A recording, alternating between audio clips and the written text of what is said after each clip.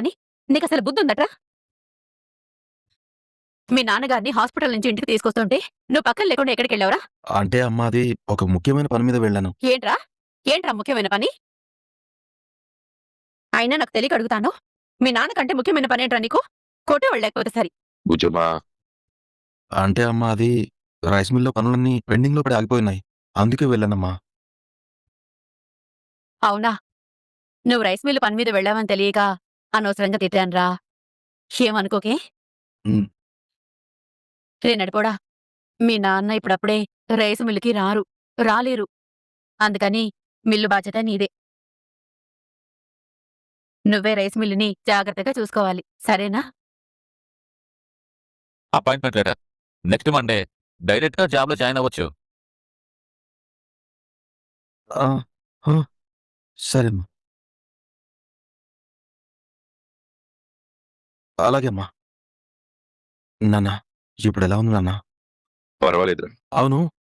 ఇందాక ఎందుకు పిలిచారు నాన్న? అదేరా, ఆ వనజ గారు వాళ్ళు మనకి 20 లక్షలు ఇచ్చారు కదా.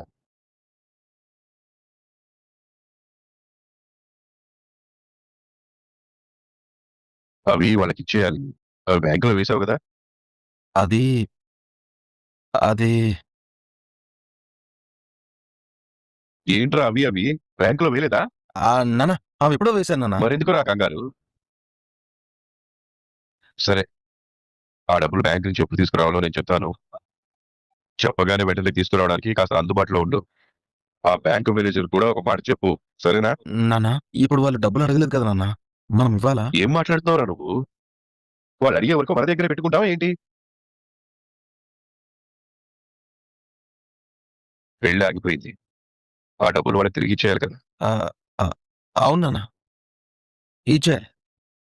సరే నాన్న.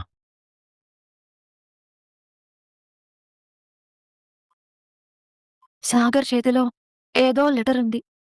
ఏమై ఉంటుందది?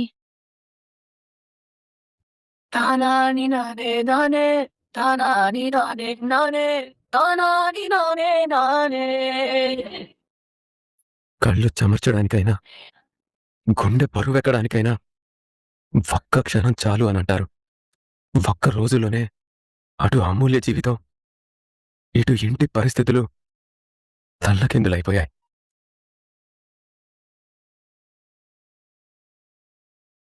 ధీరజ్‌కి కనపడకుండా ఈ హాల్ టికెట్‌ని ఎక్కడ దాచిపెట్టాలబ్బా?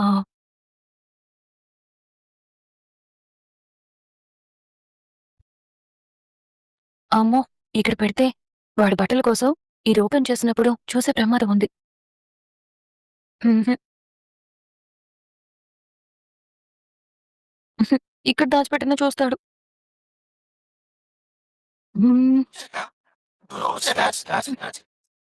అమ్మో! ఇక్కడ పెట్టినా చూస్తాడు.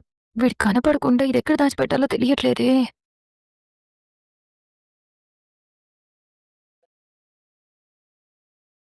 ఇక్కడ కూడా వద్దు. ఏయ్! ఆ! ఏం చేస్తున్నావు?